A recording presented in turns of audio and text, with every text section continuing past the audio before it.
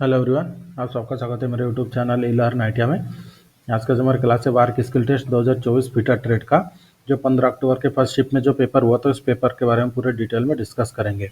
तो जैसे कॉमन जो आपका जो टाइमिंग है 2.5 घंटा टाइमिंग कॉमन है और 100 मार्क तो कॉमन है पेपर के ऊपर। उसके बाद जो स्क्रीन के ऊपर आपको डायग्राम दिखाई दे रहा है, यही डायग्राम आया था 15 अक्टूबर के फर्स्ट शिफ्ट के पेपर में।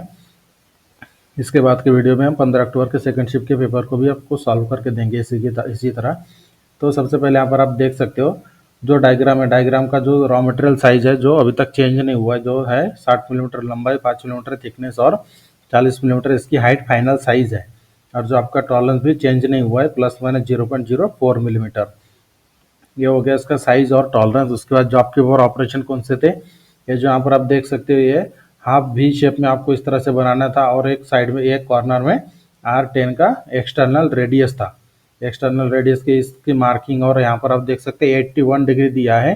तो 81 डिग्री आपको प्रोटेक्टर हेड से या फिर जो भी आपको एंगल माप करने के लिए जो दिया जाएगा उसके सहायता से भी कर सकते हैं, या फिर दूसरे तरह से भी मार्किंग कर सकते हैं, जो मैं आगे आपको बताऊंगा कि किस तरह से मार्किंग करना था।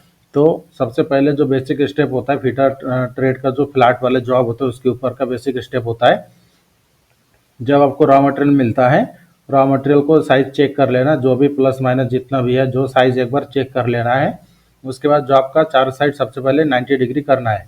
तो 90 डिग्री करते समय सबसे पहले जो हाइट वाले साइड होते हैं, जैसे हाइट आपकी फाइनल हाइट 40 है, तो आपका 40 टू 45 मिलीमीटर का हाइट का जॉब मिलेगा। तो सबसे पहले जो हाइट वाले दो साइड होते हैं वो ऑलरेडी 90 डिग्री होते हैं, उसे बास्टर्ड फाइल की सहायता से ड्रॉ फाइलिंग करके ब्लैकनेस हटाओगे तो ऑलरेडी वो 90 डिग्री में बन जाते हैं। उसके बाद उसी दो साइड की हाइट वाले दोनों साइड को रेफरेंस पकड़ के बाकी के दोनों साइड को भी 90 डिग्री में बना लेना है, फाइलिंग बास्टर्ड फाइल की सहायता से फाइलिंग करके, और कंटिन्यू ट्रेस करके सहायता से चेक करते जाना है जॉब को।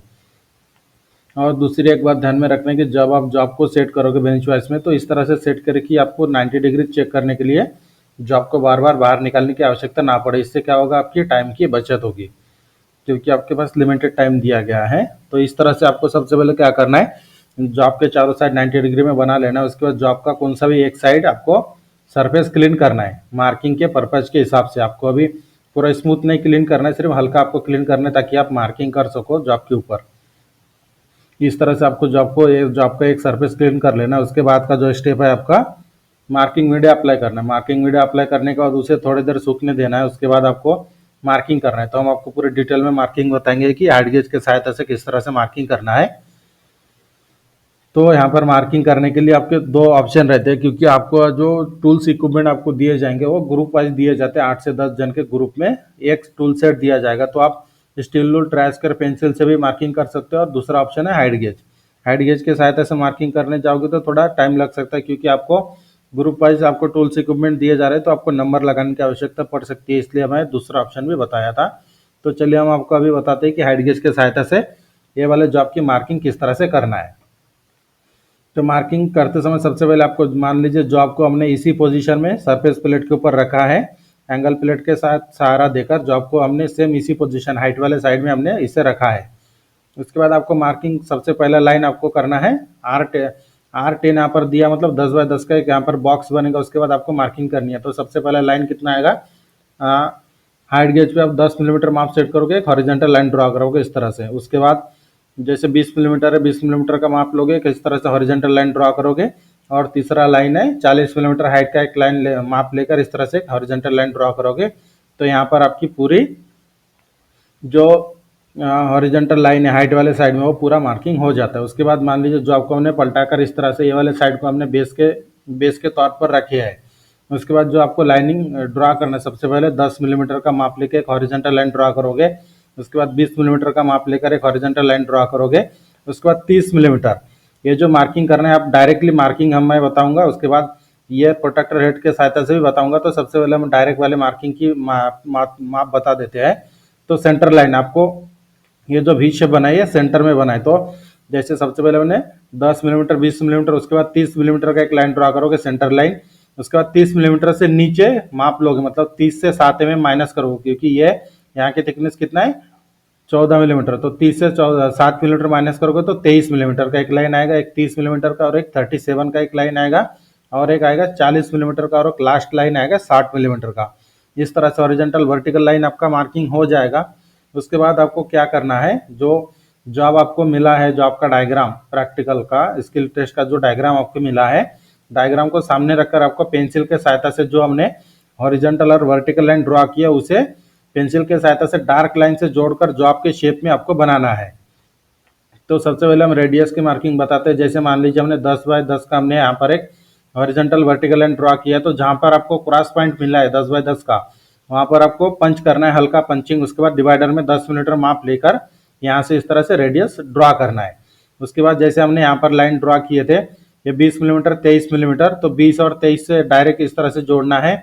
उसके बाद जैसे 37 और 40 का लाइन हमने ड्रॉ किया था, उस तरह से डायरेक्टली आपको यहाँ पर जोड़ोगे तो बीच में आपका 14 मिलीमीटर ऑटोमेटिकली बन जाएगा। तो ये हो गया हमारा पहला मेथड। दूसरा मेथड, अगर आपको 81 डिग्री दिया है, 81 डिग्री की आपको मार्किंग करना है, तो जैसे हमने सेंटर लाइन ड्रॉ किए थे, सेंटर लाइन के नीचे 7 mm, नीचे ऊपर 7 mm हमने ड्रॉ किए थे। उसके बाद आप क्या करोगे, जो आपका 2 पॉइंट है 7-7 का, मतलब टोटल 14 का, उस एक पॉइंट पे रखकर इस तरह से सबसे पहले प्रोट्रैक्टर हेड को राइट साइड में 81 डिग्री में सेट करके लाइन ड्रॉ करोगे तो ऑटोमेटिकली ऊपर वाला लाइन आपको मिल जाएगा। उसी तरह से अपोजिट साइड में आपको लेफ्ट साइड में प्रोट्रैक्टर हेड के लेफ्ट साइड में डिग्री सेट करके इस वाले पॉइंट पे रखोगे 0 पॉइंट। उसके बाद एक 81 डिग्री का एक लाइन ड्रॉ करोगे तो ऑटोमेटिकली आपको ये 20 वाला भी लाइन मिल जाएगा। लेकिन यहाँ पर ये जो डायमेंशन दिया है, आपका नीचे वाला डायमेंशन दिया है, तो आपको प्रोटेक्टर हेड की यहाँ पर आवश्यकता नहीं है। अगर आपको एंगल चेक करना है तो आप प्रोटेक्टर का यूज़ कर सकते हो, क्योंकि यहाँ पर नीचे अगर माप नहीं दिया रहता तो फिर आपको जो प्रोसेस मैंने बताया उसी प्रोसेस से आपको करना था। उस प्रोसेस को करते समय उल्टा हो जाता था। ये जो आपको 20 मिलीमीटर और 20 मिलीमीटर इस पॉइंट से आपको ऊपर की तरफ आपको लाइन ड्रॉ करना था एंगल के, वो वाला प्रोसेस थोड़ा अलग है। तो इसमें आपको नीचे डायमेंशन दिया है तो प्रोसेस करने की आवश्यकता नहीं है। तो इस तरह से आप पूरे लाइन को जोड़ लोगे, पेंसिल के सहायता से पूरा डार्क कर लेना है। उसके बाद जो आपके डायग्राम के साथ आपने जो डार्क लाइन जोड़े हैं वर्टिकल हॉरिजॉन्टल लाइन को जो आपके शेप में जोड़े, तो वो कंफर्मेशन एक बार करना है जॉब का डायग्राम सामने रखकर कि आपने जो मार्किंग लाइन जो डार्क किया हो प्रॉपर बना है या नहीं। उसके बाद का जो स्टेप आता है आपका, उसके बाद का स्टेप आएगा आपका एक्सेस मटेरियल को कट करना है। एक्सेस मटेरियल को कट करते समय हेक्सा का सिलेक्शन करोगे, ब्लेड आपको फॉरवर्ड स्ट्रोक में लगाना है। उसके बाद डायरेक्टली कॉर्नर टू कॉर्नर आप डायगोनली कट करके ये वाला मटेरियल यहाँ से निकाल दोगे।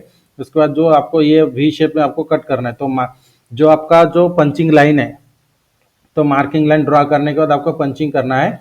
जो हमने डार्क लाइन ड्रॉ किए थे पेंसिल के सहायता से, उस लाइन के ऊपर आपको डॉट पंच वॉल पिन हैमर के सहायता से आपको पंचिंग करना है, जो आपको एनविल के ऊपर रखकर।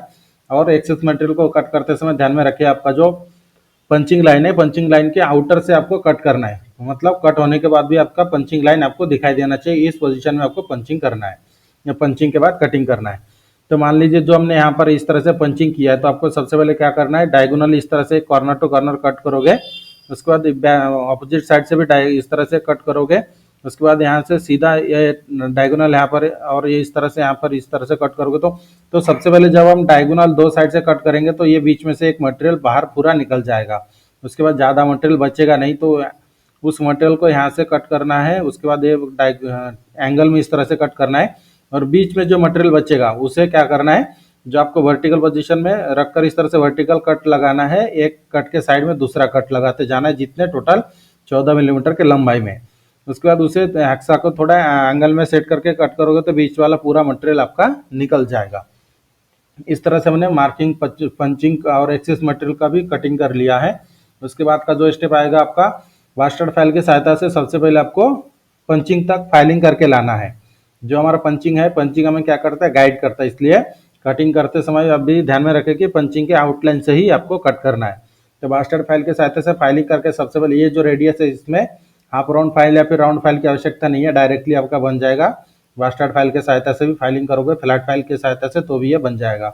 उसके बाद जैसे मैंने बताया कि वास्टर्ड फाइल के सहायता से आपको फाइलिंग करके पंचिंग तक मिलाना है। अगर बीच में अगर आपको फाइलिंग करना है तो आप स्क्वायर फाइल का भी यूज़ कर सकते हैं, या फिर जो हमारा वास्टर्ड फाइल का एज होता है वहाँ से भी आप फाइलिंग कर सकते हो। तो अगर प्रॉपर जॉब बनाना है तो आप स्क्वायर फाइल का ही यूज़ करें, 10 बाय 10 का स्क्वायर फाइल का यूज़ करें। तो सबसे पहले हमने पंचिंग तक मिला लेना है फाइलिंग करके। उसके बाद सेकंड कट फाइल का यूज़ करके आपको जो आपको डायमेंशन में पूरा एक्यूरेट बना लेना है, क्योंकि जो भी आपका माप है पूरा जो मार्क है आपका 100 मार्क पूरा डायमेंशन के ऊपर ही दिया जाता है, इसलिए पूरे डायमेंशन में जो आपको बनाना आवश्यक है। तो सेकंड कट फाइल का यूज़ करके डायमेंशन में पूरा बना लोगे। उसके बाद आता है आपका फिनिशिंग प्रोसेस। तो फिनिशिंग करने के पहले सबसे पहले आपको क्या करना है, जैसे आपका रॉ मटेरियल का साइज दिया जाता है थिकनेस 6 मिलीमीटर का, आपको बनाना है 5 मिलीमीटर। तो बास्टर्ड फाइल के सहायता से फाइलिंग करके सबसे पहले दोनों साइड से सरफेस के फाइलिंग करके एक्स्ट्रा का मटेरियल निकाल दोगे और थिकनेस में बना लेना है। उसके बाद स्मूथ फाइल का यूज़ करके आपको जो आपका पूरा दोनों सरफेस क्लीन करना है फिनिशिंग के साथ। उसके बाद जो आपका थिकनेस का भी ध्यान में रखें 5 मिलीमीटर। उसके बाद पूरे डायमेंशन को भी चेक कर लेना है और स्मूथ फाइल के सहायता से पूरे जॉब की फिनिशिंग कर लेना है। इस तरह से आपका जॉब पूरा यहाँ पर बन जाएगा। तो ये जो हमारा वीडियो था आज का, जो 15 अक्टूबर के फर्स्ट शिफ्ट का जो पेपर आया था स्किल टेस्ट का फिटर ट्रेड का, तो यहाँ पर हमने पूरा प्रॉपरली डिटेल में आपको जानकारी दे दिया है कि कौन सा ऑपरेशन किस तरह से करना था, मार्किंग किस तरह से करना था, कटिंग किस तरह से करना था, फाइलिंग के लिए कौन से फाइल आपको यूज़ करना है ऑपरेशन के अनुसार, वो पूरे डिटेल में यहाँ पर हमने बता दिया है। इस तरह से आज के वीडियो को हम यहाँ तक ही रखते हैं। इसके बाद के वीडियो में हम आपको 15 अक्टूबर के सेकंड शिफ्ट के पेपर को भी इसी तरह से सॉल्व करके देंगे। और इसी तरह की इंपॉर्टेंट वीडियो के नोटिफिकेशन के लिए मेरे चैनल को सब्सक्राइब करके बेल आइकन को दबाएं, ताकि मेरे वीडियो की नोटिफिकेशन आपको टाइम पर मिलते रहे। वीडियो अच्छी लगी तो मेरे चैनल को सब्सक्राइब करें, शेयर करें और लाइक करना ना भूलें। मिलते हैं सेकंड शिफ्ट के पेपर के साथ 15 अक्टूबर के।